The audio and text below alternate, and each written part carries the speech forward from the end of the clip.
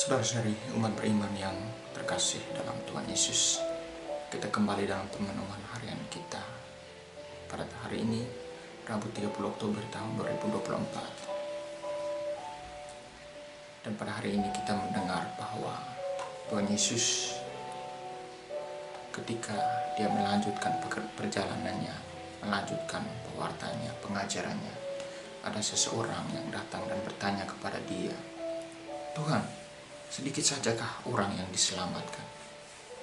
Yesus menjawab, "Berusahalah untuk masuk melalui pintu yang sempit itu. Sebab aku berkata kepadamu, banyak orang akan berusaha untuk masuk, tetapi tidak akan dapat."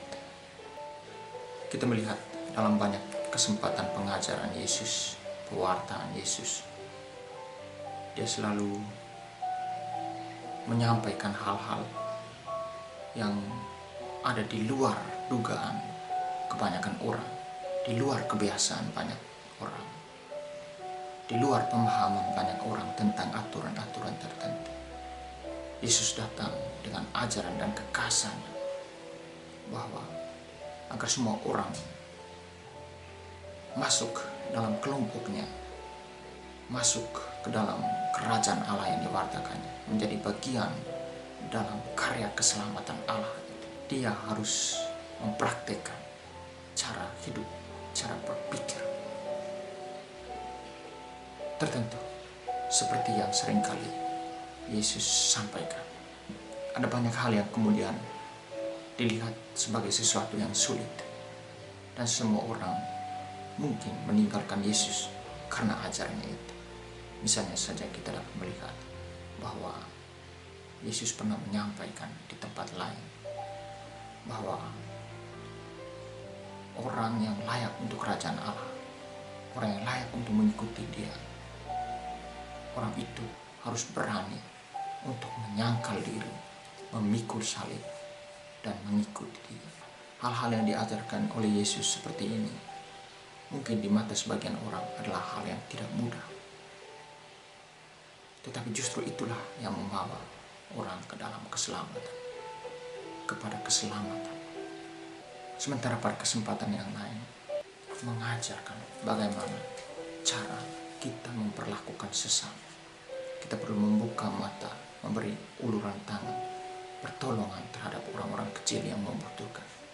Ia mengeritik kebiasaan hidup ahli-ahli Taurat, para pemimpin agama Yahudi saat itu, dengan sebuah kritikan yang cukup keras dan tajam, bahwa mereka hanya sebatas tahu apa isi hukum, aturan-aturan yang ada di dalam hukum, tetapi mereka tidak mempraktikannya dalam hidup yang nyata.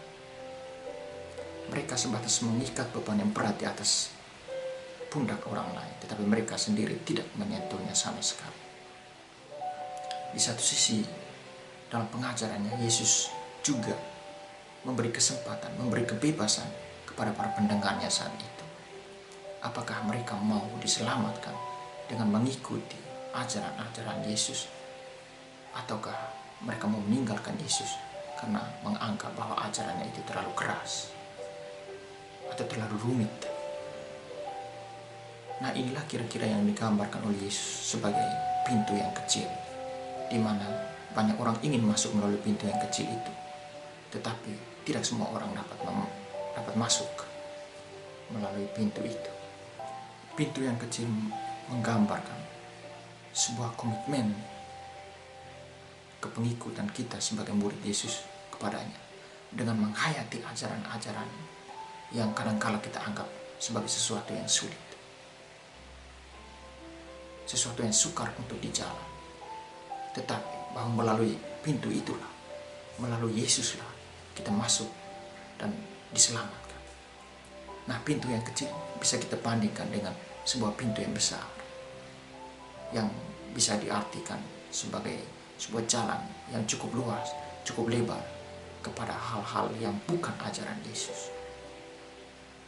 Misalnya, kenikmatan, kesenangan sesaat, pesta pora, kemabukan, yang menggambarkan keinginan-keinginan daging. Dan itulah pintu yang luas yang mudah sekali kita pilih, mudah sekali kita masuk melalui pintu itu. Pertanyaan untuk kita renungkan pada hari ini, kira-kira jalan atau pintu mana yang kita pilih?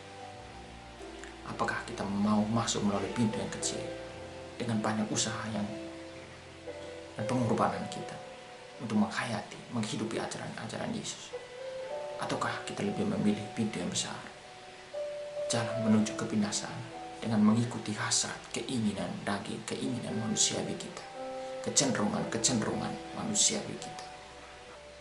Kesempatan masih ada, dan kita sendirilah yang menentukan, yang memilih mana yang terbaik untuk hidup kita.